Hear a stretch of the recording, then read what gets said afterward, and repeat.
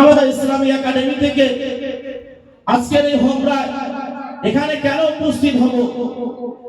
সত্যি আমি অবাক হয়ে যাচ্ছি যে আজকের এত বৃহৎ প্রতিষ্ঠান এখানে আজকের শুরু লগ্নে যে কোটিগত মানুষ আপনারা যে উপস্থিত হয়েছে, কিন্তু দেখেন পিছনে অগণিত চেয়ার খালি রয়েছে।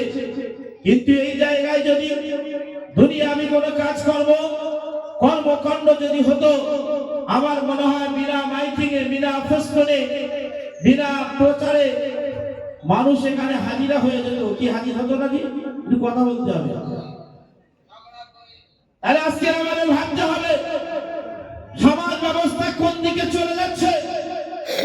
আজকের যে সমাজ ব্যবস্থা যদি অন্ধকারকে ভুষিয়ে দিয়ে আলোর দিশারি যদি পেতে চাও, তাহলে আপনাকে আমাকে সর্বপ্রথম ইসলামিক শিক্ষার পাশাপাশি আমার ঘরের বাচ্চা সন্তানগুলোকে নিয়ে, আমার বাড়ির কন্যা সন্তানগুলিকে নিয়ে শিক্ষার আইনে তুলে দিয়ে একজন আদর্শবান সন্তান আমরা তৈরি করতে পারবো। এটা কিন্তু সম্ভব একমাত্র এই শিক্ষা প্রতিষ্ঠানের মাধ্যমে।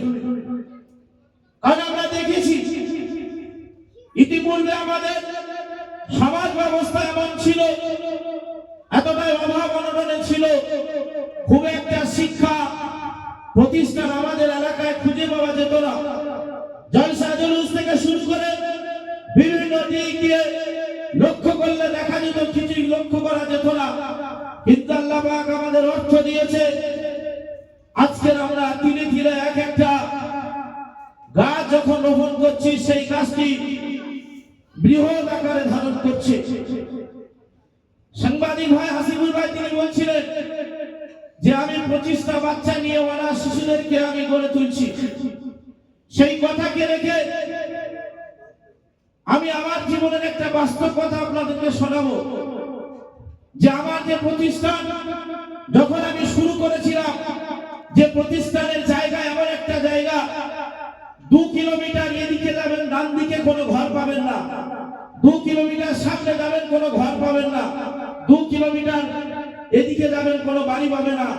এক মরুভূমি প্রত্যন্ত এলাকা, জমির মাঝখানে পাশে একটা বৃহৎ খাল চলে গিয়েছে।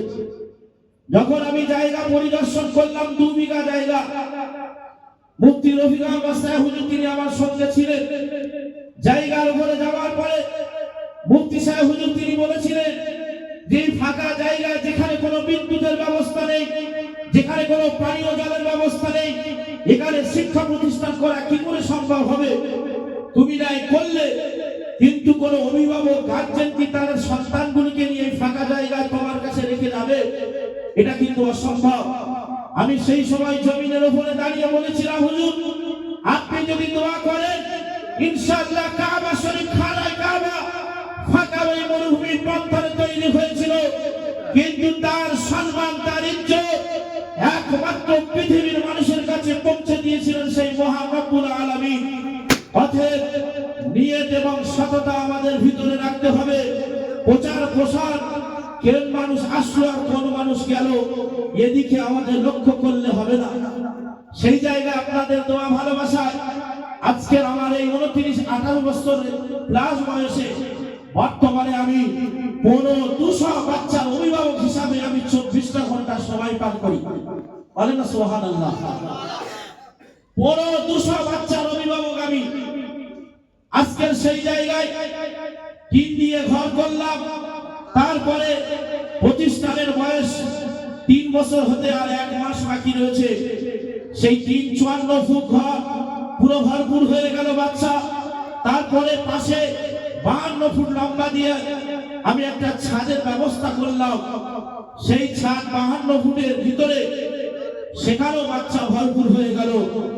আজকের এই 2.5 বছরের ব্যবধানে এই 2 বিঘা জায়গার উপরে ওই ফাঁকা প্রত্যন্ত এলাকায়, যে জায়গা লক্ষ্য করলে শোনা যেত গ্রামের মানুষ, এলাকার মানুষ যে ওখানে মাদ্রাসা করা সম্ভব না, যদি হতো সম্ভব হতো তাহলে ছেলেদের মাদ্রাসা করলে চলতো, কিন্তু মেয়েরা তো ফাঁকা জায়গা কি করে থাকবে?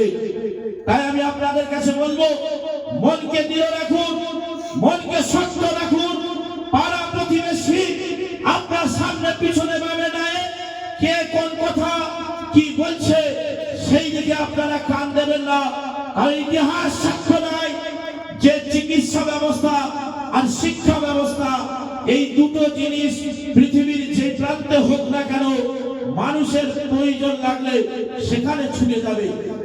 কারণ আপনি একজন এমবিবিএস ডাক্তার নিয়ে আসবেন নাম করা, আপনি একটা জায়গায় বসিয়ে দেবেন, দেখবেন মানুষ খবর পেলে 500 টাকা ফি দিয়ে সেই জায়গায় ছুটে ছুটে যাবে, কি যায় না?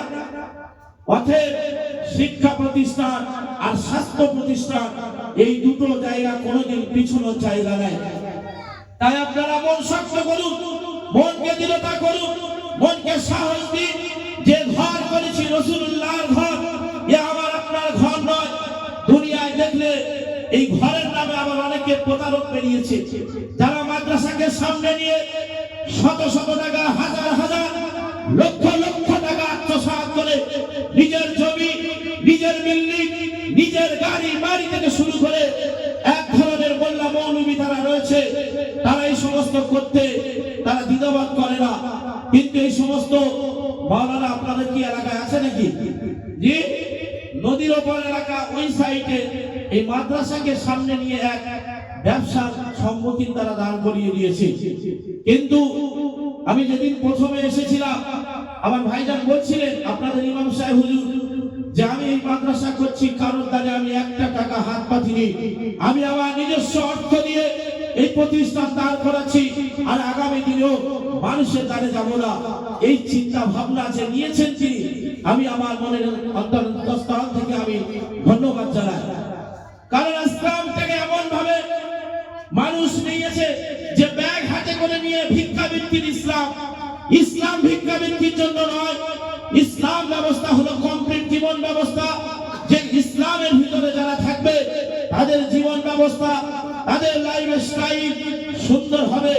কিন্তু বড় আফসোসের বিষয়, কিছু কিছু প্রতিষ্ঠানে আজকের বাচ্চাদের দিয়ে তারা আজকের ব্যাগ হাতে করে নিয়ে পাড়ায় পাড়ায়, মহল্লায় মহল্লায় তাদেরকে কালেকশন করায়।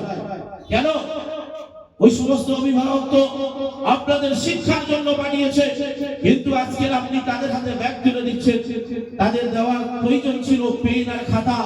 অতএব আমি অনুরোধ করব যে প্রতিষ্ঠানটা যেন যে মডেল নাম দিয়েছে ইসলামিক এবং জেনারেল, দুটো সামঞ্জস্যতা রেখে যদি এগিয়ে যায়, ইনশাআল্লাহ এই প্রতিষ্ঠান আগামী দিনে একটা ইতিহাস হয়ে আপনার হোমনা গ্রামে হয়ে দাঁড়াবে।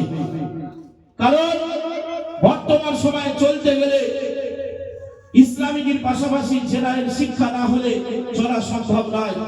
তাই বক্তব্য আমার দীর্ঘায়িত করব না, এই বলে আমি আমার সংক্ষেপ বক্তব্য এখানে মুক্তাসার করছি। ওয়া লা ইলাহা ইল্লাল্লাহ।